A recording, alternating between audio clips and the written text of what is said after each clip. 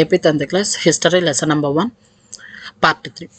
Okay, ఈ particular topic అంటే ఈ పర్టికులర్ యూనిట్లో మనం ఏం డిస్కస్ చేస్తామంటే అసలు యూరోప్లో నేషనలిజం ఎలా స్టార్ట్ అయ్యింది అండ్ నేషనలిజంకి అసలు రూట్స్ ఏంటనేది ఈ పర్టికులర్ టాపిక్లో డిస్కస్ చేస్తాం. ఓకే, అసలు 18th century mid 18th century వరకు నేషన్ స్టేట్ ఐడియా అనేదే లేదు, అసలు నేషన్ స్టేట్ థియరీ అనేదే లేదు. ఓకే, ప్రజెంట్ ఇప్పుడున్న జర్మనీ, ఇటలీ, స్విట్జర్లాండ్ వీటిల్ని ఎలా ఉండేవి అని అంటే ఆ టైంలో ఒక కింగ్డమ్ గానో లేదా ఒక డచీస్ గానో ఒక కార్టూన్స్ గానో డివైడ్ చేసి ఉండేవి. అంటే ఏంటంటే డిఫరెంట్ రూలర్స్ ఉండేవాళ్ళు అండ్ డిఫరెంట్ టెరిటరీస్ ఉండేది ఒక జర్మనీలోనే, అలాగే ఒక ఇటలీలోనే డిఫరెంట్ ఏరియాస్ ఉండేవి. అండ్ వీటితో పాటు మేజర్గా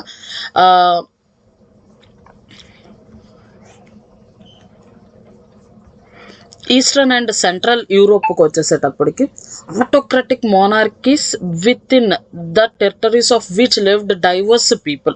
అంటే ఇక్కడ ఏంటనంటే డిఫరెంట్ పీపుల్ ఉండేవాళ్ళు అండ్ ఈ డిఫరెంట్ పీపుల్కి ఒక కామన్ కలెక్టివిటీ లేదు, ఒక కామన్ ఐడెంటిటీ లేదు, ఒక కామన్ కల్చర్ లేదు. అంటే different group of people will be living in the eastern and central Europe. Okay, and ఇక్కడ ఎవరైతే ఉండేవాళ్ళో వాళ్ళందరూ డిఫరెంట్ లాంగ్వేజెస్ మాట్లాడేవాళ్ళు.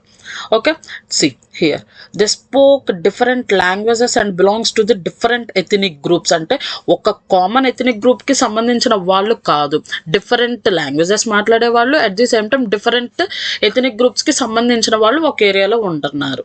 ఓకే, దీంతో పాటు ఆ టైంలో ఆస్ట్రో హంగేరియాని రూల్ చేసింది హాబ్స్బర్గ్ ఎంపైర్. ఈ హాబ్స్బర్గ్ ఎంపైర్ ఏంటనంటే డిఫరెంట్ రీజన్ పీపుల్ని ఒక దగ్గరికి తీసుకొచ్చి పెట్టింది. ఓకేనా, అండ్ ఈ డిఫరెంట్ రీజన్స్ అంటే alpines region, Tyrol, Austria and Sudetenland as well as Bohemia.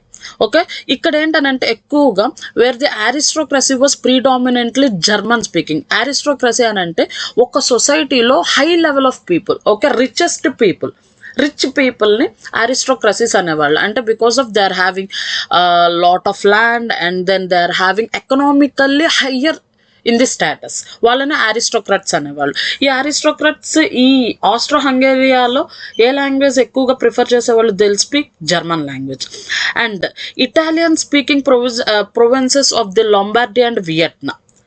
Okay, in Hungary half of the population, అంటే హంగేరీలో హాఫ్ ఆఫ్ ది పాపులేషన్ ఏ లాంగ్వేజ్? మగ్యార్ మాట్లాడుతున్నారు and other will spoke the different dialects అని అంటే different languages. Okay, at the same time in Galicia aristocracy spoke Polish language. గలీషియాలో aristocracy మాట్లాడే language Polish. And వీటితో పాటు ఏంటనంటే మెనీ అంటే they are having a boundaries of empires. Okay, అంటే ఇక్కడ ఏంటనంటే పీసెంట్స్ ఎవరైతే ఉన్నారో వాళ్ళందరూ ఏంటనంటే there is no common identity, ఒక యూనిటీ అనేది లేదు. ఆ యూనిటీ లేకపోవటం వల్ల they don't know about the nation and political stability లేదు అండ్ పొలిటికల్ యూనిటీ రాకపోవటం వల్ల they don't know about a nation. ఓకేనా, అండ్ దాని నుంచి తీసే వాళ్ళు పీసెంట్స్ అంటే కూలీలు గాను, కవులు గాను, వీళ్ళు ఏంటనంటే ఫార్మింగ్ యాక్టివిటీస్ ఎక్కువగా చేసేవాళ్ళు. And these are uneducated fellows. And ఈ అన్ఎడ్యుకేటెడ్ వాళ్ళకి ఒక నేషన్ ఉండాలి, ఆ నేషన్కి వచ్చే బెనిఫిట్స్ ఏంటో వాళ్ళకి తెలియదు. ఓకే, ఈ అంత డిఫరెన్సెస్ ఉండటం వల్ల వీళ్ళకి ఒక పొలిటికల్ యూనిటీ అనేది ప్రమోట్ చేయటం చాలా కష్టమైపోయింది. అండ్ ఈ పొలిటికల్ యూనిటీ కోసం ఏం జరిగింది అని అంటే different group people came outside for fighting for their individualities. Okay, అందులో ఫస్ట్ మనం చూసేది ఏంటనంటే అరిస్టోక్రసీ పీపుల్. ఓకే, ఫస్ట్ వచ్చేది ఎవరి కోసం? అరిస్టోక్రసీ. ఈ అరిస్టోక్రసీ ఏంటనంటే most of the people, okay, ఒక సొసైటీ ఉందనంటే ఆ సొసైటీలో richer section of the society is known as aristocracy. And ఈ అరిస్టోక్రసీ నెంబర్ అనేది చాలా తక్కువగా ఉండేది. ఒక గ్రూప్ ఆఫ్ పీపుల్లో ఒక 100 మెంబర్స్ పీపుల్ ఉంటే అందులో ఒక 5 to 6 మెంబర్సే అరిస్టోక్రాట్స్ ఉండేవాళ్ళు. ఓకే, అరిస్టోక్రాట్స్ని మనం ఎలా ఐడెంటిఫై చేస్తామంటే they having a enough land, at the same time they are having the palaces and they are having a lot of yield areas. Okay, వీళ్ళని మనం అరిస్టోక్రాట్స్ అని అంటాం. ఈ అరిస్టోక్రాట్స్ ఏం చేస్తారు? భూస్వాములు అంటారు, ఐడియా ఉందా? ఓల్డెన్ డేస్లో వాళ్ళు ఏంటనంటే రిమైనింగ్ పీపుల్ని కంట్రోల్ చేసి వాళ్ళని వాళ్ళ అండర్లోకి తీసుకొని వాళ్ళ వర్క్స్ని కంప్లీట్ చేసుకుంటారు. ఓకేనా, చూడండి. The members of this class was United by a common way of life that cut across regional divisions. అంటే వీళ్ళు ఎక్కడైతే ఉంటారో ఒక కామన్ యునైటెడ్ వేలో ఉంటారు. అండ్ వాళ్ళు ఏ ఏరియాలో ఉన్నా కూడా they are having a same common identity. And ఇక్కడ ఏంటనంటే వీళ్ళకి కంట్రీ సైడ్ అంటే ఏంటంటే విలేజెస్లో ఎక్కువగా ఎస్టేట్స్ ఉండేవి. అండ్ దెన్ టౌన్స్లో ఎక్కువగా ప్యాలెసెస్, హౌసెస్ ఉండేవి. అండ్ ఇక్కడ మేజర్గా వీళ్ళు మాట్లాడే లాంగ్వేజ్ ఏంటనంటే French for the diplomacy and in high in society. అంటే this aristocrat people will speak French for their showing their society. అంటే సొసైటీలో ఒక హయ్యర్ లెవెల్ని, రిచర్ యాటిట్యూడ్ని చూపించడం కోసం they will speak the French language. And దీంతో పాటు వీళ్ళ ఫ్యామిలీని ఎలా ఎక్స్టెండ్ చేసుకుంటారంటే they connected ties of the marriages. అంటే ఎక్కువగా వాళ్ళ ఫ్యామిలీని ఎలాగా ఎన్హాన్స్ చేస్తారంటే వాళ్ళ అరిస్టోక్రట్ పీపుల్ వేరే అరిస్టోక్రట్ పీపుల్ని మ్యారేజ్ చేసుకోవటం అలాగా. And this power aristocracy was however numerically small. అంటే 100 మెంబర్స్ ఉంటే ఒక 6 or 7 మెంబర్స్ ఉంటారు. అంటే మొత్తం అరిస్టోక్రట్స్ ఉంటారు. And majority of the population was the peasants. అంటే ఇక్కడ మేజర్గా వచ్చేసేటప్పటికి ఒక 100 మెంబర్స్ ఉంటే 90 members are belongs to the peasant. And ఏంటంటే ఫార్మింగ్ వర్క్స్ చేసుకోవటము, ఓకే, ఇలాగా అంటే other activities, other hand works they are doing. And to the west the bulk of the land was farmed by the tenants and small owners. అంటే కవులకి ఇవ్వటమో లేదు అని అంటే చిన్న చిన్న ప్యాచ్ ఆఫ్ ల్యాండ్స్ వాళ్ళు ఫార్మ్ చేసుకోవటము. ఓకేనా. And eastern and central Europe pattern of the land holding was characterised by the vast estates which were cultivated by the serfs. అంటే ఏంటనంటే మనం ఆల్రెడీ వెస్ట్ సైడ్ ఎవరున్నారు, small peasants and then farmers who are having small patch of land. And eastern and central యూరోప్లో ఎక్కువగా land holdings అనేవి అరిస్టోక్రట్స్ ఉన్నా కూడా దాన్ని కల్టివేట్ చేసేది ఎవరు, బానిసలు, okay, serves. And western part of the central Europe, the growth of industrial production and trade meant the growth of towns and emergence of the commercial class, those existence was based on the production for market. Very important అండి. ఇక్కడ నుంచి మీకు bit వస్తుంది. Okay. And which part of central Europe we saw the industrial growth అని చెప్పి అడుగుతాడు. Okay. And that is western part. ఒక industrial growth వస్తుందంటే ప్రొడక్షన్ ఇంక్రీజ్ అవుతున్నట్టు, ప్రొడక్షన్ ఇంక్రీజ్ అవుతుంది అని అంటే టౌన్స్ ఎమర్జ్ అవుతున్నట్టు, టౌన్స్ ఎమర్జ్ అవుతుంది అని అంటే there is a increasing of the markets. Okay. And ఇక్కడ నుంచి మనకి ఏంటనంటే ఇంగ్లాండ్లో ఇండస్ట్రియలైజేషన్ బిగిన్ అయింది. Okay. That is after the second half of the 18th century. Okay, industrialization began in the England in the second half of 18th century. Okay, but in France and parts of the German states it occurred only during the 19th century. England lo first industrialization start అయింది, but 19th centuryలో మనకి France and జర్మనీలో ఎక్కువగా industrialization చూసాం. In its wake new social group came into began. ఇది అంటే ఏంటి, industrialisation start అవ్వటం వల్ల ఇక్కడ మనం న్యూ సోషల్ గ్రూప్స్ని చూసాం. అందులో ఏంటంటే first working class population, okay, next and middle class made up of industrialist and business mans, professionals. వీళ్ళందరినీ ఇండస్ట్రియలైజేషన్ వల్ల గ్రో అయిన పాపులేషన్ ఇది. Okay. And central and eastern Europe these groups were smaller in number till late 19th century. 19th century వరకు ఇక్కడ ఎక్కువ development లేదు. And it was among the educated liberal middle class that ideas of national unity following the abolishing of the aristocracy. అంటే ఎవరైతే western పార్టీకి చెందిన వాళ్ళు ఉన్నారో అందులో ఎడ్యుకేటెడ్ వాళ్ళు ఏంటి, మేజర్గా అరిస్టోక్రసీ ఎండ్ అవ్వాలి, అట్ ది సేమ్ టైం నేషన్ని బిల్డ్ చేయాలి అని అనే ఒక ఐడియాలజీని అప్పుడే ఏమంటారు రూట్స్ వస్తున్న ఒక ఐడియా అది. Okay.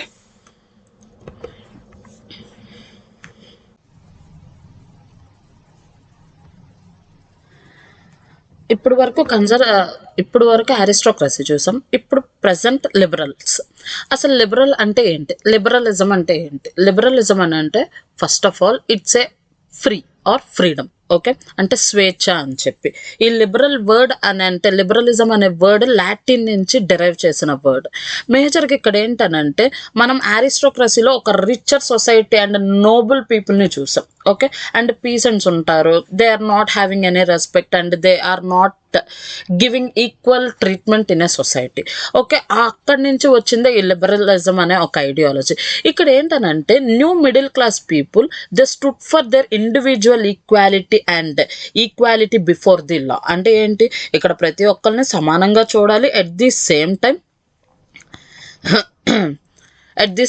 They need to be treated in a equal way. ఓకేనా, అది మేజర్ కాన్సెప్ట్ ఇక్కడ. అండ్ ఇక్కడ ఇంకోటి ఏంటనంటే ఇక్కడ గవర్నమెంట్ అనేది పీపుల్ నీడ్స్ కోసం వర్క్ చేయాలి అని చెప్పి. అండ్ ఇక్కడ ఫ్రెంచ్ రివల్యూషన్లో మేజర్గా liberalism had stood for the end of autocracy and clerical privileges. అంటే ఏంటి ఇక్కడ అంటే అరిస్టోక్రసీ ఏదైతే ఉందో, ఆటోక్రసీ ఏదైతే ఉందో దాన్ని ఎండ్ చేసేసేసి క్లర్కల్ ప్రివిలైజెస్ ఏవైతే ఉన్నాయో వాటిని కూడా ఎండ్ చేసి ఓవరాల్ గవర్నమెంట్ అనేది కాన్స్టిట్యూషన్ ని బేస్ చేసుకొని రన్ చేయాలి అని చెప్పి. అంటే త్రూ పార్లమెంట్ వే. పార్లమెంట్ అని అంటే నార్మల్గా మనం people can give their vote and then elect their representative అని చెప్పి.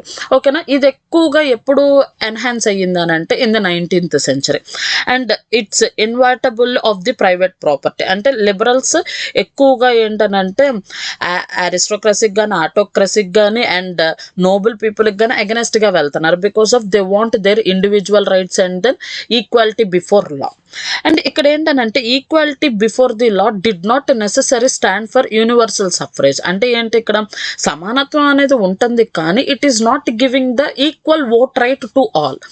ఓకే, మనం ఆల్రెడీ ఫ్రెంచ్ సొసైటీలో చూసాం, who are paying the 1/3 of the taxes they are entitled to vote. అంటే ఇక్కడ women not an entitled to vote, at the same time who are not paying the taxes they are not getting any vote right. Same ఇక్కడ కూడా అదే run అవుతుంది. Even equality ఉన్నా కూడా they are not getting a proper vote right. Same you will recall that in revolutionary France, which marked the first political experiment in liberal democracy, the right to vote and to get elected was granted exclusively to the property owning men.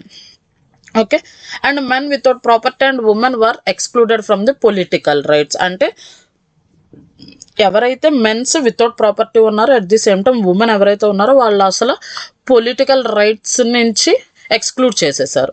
And after only for a brief period under the Jacobins did all adult males enjoy.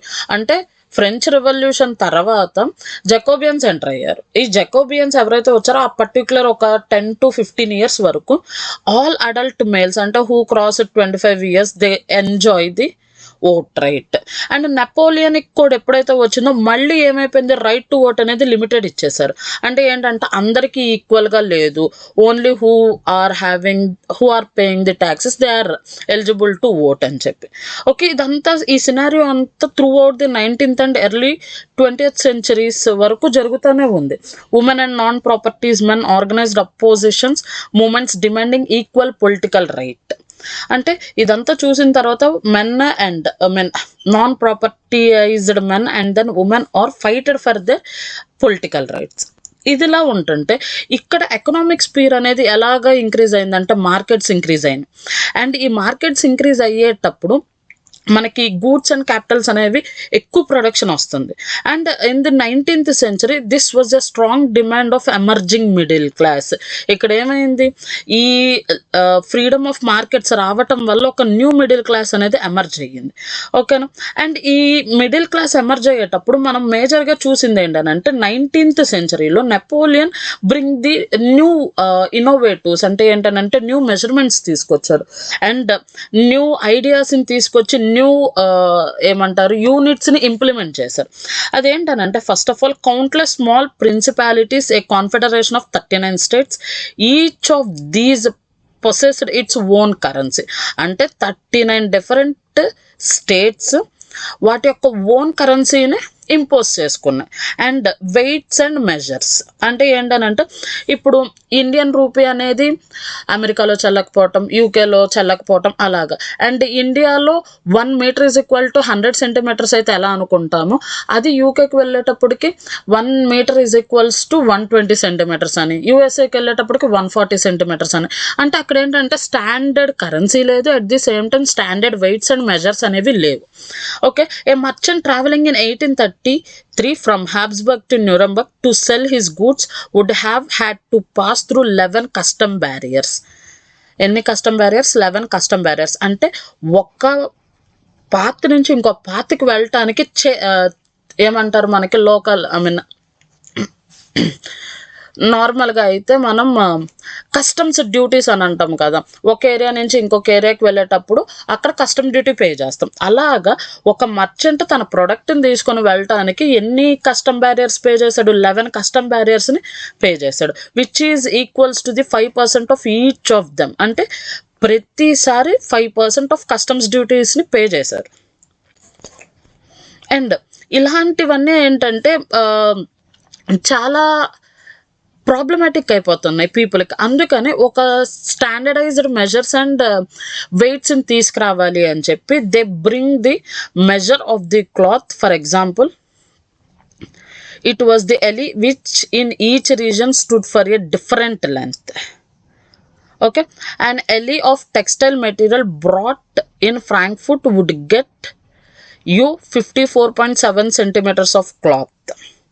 అంటే ell which in each region stood for different length. అదేంటిది? Measure of the cloth, we call it as a ell. 1 mark question ఇది. Okay, next, such conditions were viewed as obstacles to economic exchange and growth by the new commercial classes. ఏంటంటే ఇలా ఉండేటప్పటికి it's become a some problems to the commercial classes. ఇంక ఇప్పటి నుంచి ఏంటనంటే they argued for the ఏమంటారంటే ఒక standard measures కావాలి అని చెప్పి. ఈ టైంలోనే 1834లో ఒక కస్టమ్ యూనియన్ అనేది ఫామ్ అయింది. ఆ కస్టమ్ యూనియన్నే మనం జోల్వరిన్ అని అంటాం. Was formed at the initiative of Persia and then joined by most of the German states. Customs union అనేది 1834లో ఫామ్ అయింది, దాన్నే మనం జోల్వరిన్స్ అని అంటాం. ఓకే, దీన్ని ఇనిషియేటివ్ తీసుకుంది పర్షియా అండ్ ఆ తర్వాత జర్మన్ స్టేట్స్ అనేవి అందులో జాయిన్ అయ్యి. ఎందుకు ఇది ఫామ్ చేశారని అంటే to bring the standard measurements and then calculated weights. Okay, and union abolish అంటే ఈ జోల్వరిన్ దేన్ని అబాలిష్ చేసింది? Tariff barriers. తారిఫ్ అంటే ట్యాక్స్. ఓకే, తారిఫ్ అంటే ట్యాక్స్ని రిమూవ్ చేసింది. Next, reduced the number of currency. Already మనం ఎన్ని కరెన్సీస్ ఉన్నాయని డిస్కస్ చేసుకున్నాం, 39 కరెన్సీస్ ఉన్నాయని. ఓకే, ఈ 39 కరెన్సీస్ని ఓవర్ ది 30 to 20, 30 to 2, 30 కరెన్సీస్ని 2 కరెన్సీస్ కింద రెడ్యూస్ చేసేసింది. The creation of network of railways stimulated the mobility. And ఏం చేసింది ఇక్కడ? Creation of the network of railways further stimulated the mobility. And ఇక్కడ ఏం జరిగింది? Started national unification. ఇక్కడి నుంచి నేషనల్ సెంటిమెంట్స్ అనేవి ఇంక్రీజ్ అయినాయి. ఓకే, ఓవరాల్గా లిబరలిజం అనే వర్డ్ అనేది లాటిన్ లాంగ్వేజ్ నుంచి తీసుకున్నాం. అండ్ లిబరలిజం అని అంటే ఫైట్ ఫర్ ఇండివిజువల్ ఫ్రీడమ్. ఈ ఇండివిజువల్ ఫ్రీడమ్లో ఫస్ట్ ఓట్ రైట్ కోసం, నెక్స్ట్ కస్టమ్స్ డ్యూటీస్ని రెడ్యూస్ చేయడం కోసం and standard weights and measures కోసం యూజ్ చేస్తారు. ఆ తర్వాత ఈ స్మాల్ ఏవైతే అంటే స్మాల్ థింగ్స్ ఏవైతే చేంజ్ అయినాయో దాన్ని వైడన్ చేస్తూ అండ్ ఒక నేషన్ని బిల్డ్ చేయడం కోసం నేషనల్ సెంటిమెంట్ని ఫామ్ చేశారు. ఓకే,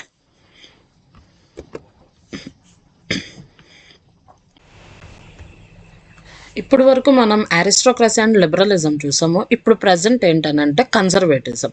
ఇప్పుడు మనకి అరిస్టోక్రసీ అని అంటే a noble people in a society who are ruling the other people, and liberals means mainly they'll fight for their individual freedom, their equal rights and then their vote right. ఇక్కడికి వచ్చేసేటప్పుడు conservatives ఏంటనంటే they are going to be conserve their culture, tradition and then institutional values. At the same time they want to maintain the old tradition in the new form of government. Okay, ఎందుకు అనంటే Napoleon defeat అయిన తర్వాత Napoleon ఏవైతే implement చేసిన కొన్ని rules ఉన్నాయో వాటినన్నిటిని over right చేసి and ఏమంటారు అనంటే మొనార్కియల్ రూల్ని ఇంప్లిమెంట్ చేశారు.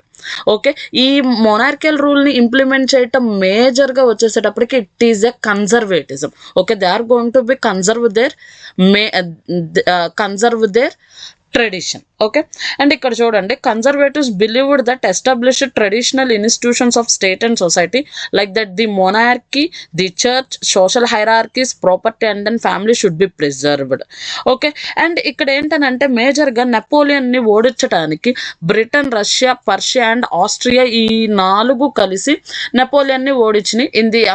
నెపోలియన్ని డిఫీట్ చేశాయి. అది ఏంటంటే 1815. ఈ 1815 తర్వాత ఫ్రెంచ్కి దెర్ ఈస్ నో హెడ్ లేరు. దానికోసం అని చెప్పి డ్యూక్ మెటర్నిచ్, ఆస్ట్రియన్ ఛాన్సలర్ ఎవరైతే ఉన్నారో అతను ఏం చేశారు అని అంటే ఒక మీటింగ్ని కండక్ట్ చేశారు. ఆ మీటింగే treaty of Vienna. Okay, Vienna is the capital of Austria. Treaty of వియన్నాని 1815లో కండక్ట్ చేసి ఏం చెప్పారు అని అంటే ఈ duke Metternich the person, okay, Napoleon ఎవరైతే కింగ్ని ఓవర్థ్రోన్ చేశారో ఫ్రాన్స్ నుంచి, మళ్ళీ ఆ డైనాసిటీ పీపులే they are going to become and then start their ruling in the France అని చెప్పి ఈ ట్రీటీ ఆఫ్ వియన్నాలో దే ప్రపోజ్డ్. ఈ ప్రపోజల్ని అందరూ యాక్సెప్ట్ చేశారు. అట్ ది సేమ్ టైం వీళ్ళు ఏదైతే రిపబ్లిక్ కావాలి, మోడర్నైజేషన్ చేశాడో నెపోలియన్, వాటిని అన్నిటిని అబ్లాయిష్ చేసి whatever the old tradition they are implemented that old tradition. Okay, and ఈ ఓల్డ్ ట్రెడిషన్ని not only in the France, overall the Europe they implemented it. అంటే ఈ సిరీస్ ఆఫ్ స్టేట్స్ ఏవైతే ఉన్నాయో వాటిని అన్నిటిల్లో కూడా ఇంప్లిమెంట్ చేసుకుంటూ వచ్చాడు. Persia was given important new territories on its western frontier while Austria was given control of the northern Italy. And ఇక్కడ ఏవైతే నెపోలియన్ ఫామ్ చేసిన జర్మన్ కాన్ఫెడరేషన్ 39 స్టేట్స్ ఉన్నాయో వాటిని మాత్రం అసలు ఎవరు టచ్ చేయలేదు.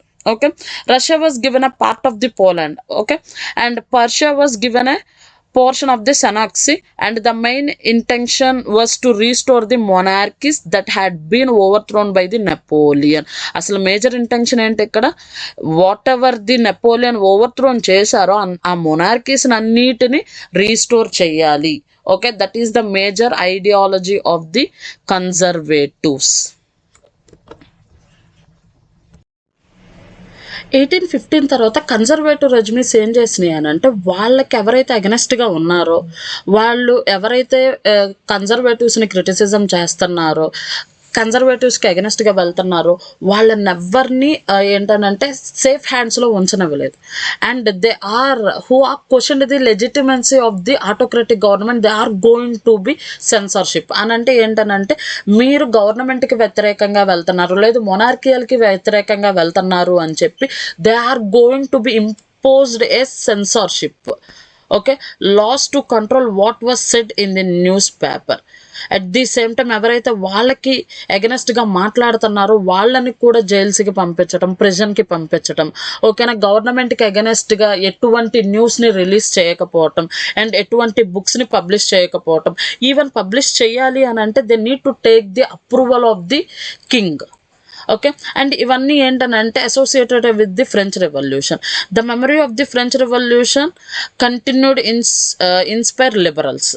And one major issue taken up by the liberal nationalists who criticized the new conservative order. ఓకేనా, ఎవరైతే లిబరలిజం కన్జర్వేటివ్స్ని క్రిటిసైజ్ చేశారో ఇంకా వాళ్ళని క్రప్ చేసేసేసి వాళ్ళని ప్రిజన్స్లో పెట్టి దారుణంగా హింసించేవాళ్ళు. ఓకే, దీని తర్వాత వచ్చింది ఏంటనంటే రివల్యూషనరీస్. ఈ రివల్యూషనరీస్ అనేవాళ్ళు 1815లో స్టార్ట్ చేశారు. కానీ the fear of repression drove many liberal nationalist under ground.